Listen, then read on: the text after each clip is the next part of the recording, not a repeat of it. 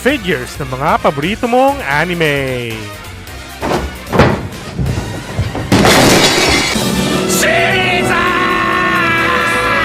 At dito nga nagsimula yung meme na yan, ang JoJo's Bizarre Adventures Battle Tendency. Ito na yung pangalawang set ng Mometria figures para sa JoJo's Bizarre Adventures.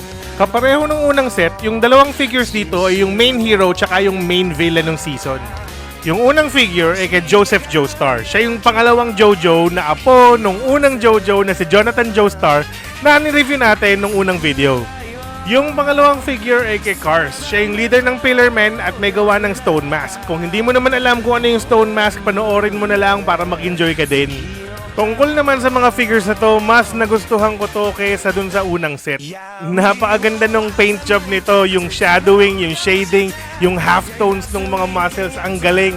Pero ang pinaka nagustuhan ko talaga sa mga figures na to ay yung design at yung sculpting niya. Kahit na price figures lang tong mga to, sobrang value for money na.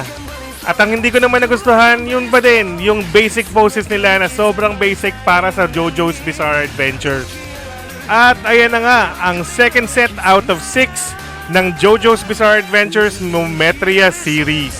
Meron ka naman ng unang dalawa, pwede mo nang dagdagan dahil konting hintay na lang, darating na sila. Ito nga pala si The Figure Collector.